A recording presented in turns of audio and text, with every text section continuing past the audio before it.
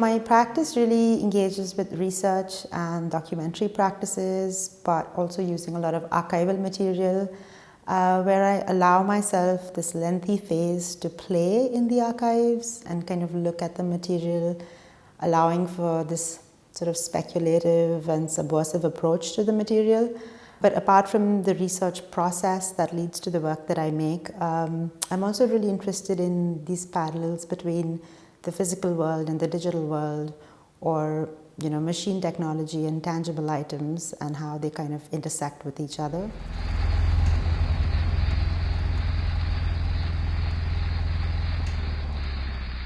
Very often when I'm making something, I don't let myself already know what the work is going to be, and I just really let the form emerge from the research material.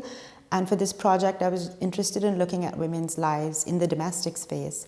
And as I kind of spent more and more time reading women's journals and writings, as well as kind of piecing together what their lives were like inside the home, I kept having this thought that was coming to me about how women lived in code in some way. And what I was trying to do was decode those lives, where you see something from the outside, but there was just so much more going on within. And so the form of the code became this sort of recurring idea that I was holding on to in the project. And that's where the QR code comes from. So Stitch, also read as st.itch, is a multimedia patchwork. And that's an interactive video piece that will be presented at the Leeds Railway Station this month.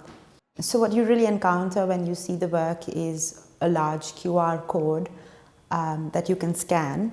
But as you go closer, you realize that every pixel in the QR code is an image of a woman doing some kind of domestic labor.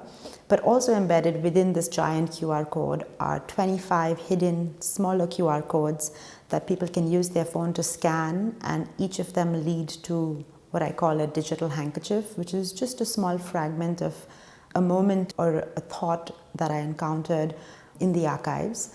And apart from the scannable QR codes, there's also a 4-channel animation video piece inside the patchwork, which is made up of all of these different embroideries and images of women that I found in the archive. And really the idea behind that patchwork is a sampler that comes alive, and then where that character within the embroidery travels to while a woman sits inside the house and sews that sampler together.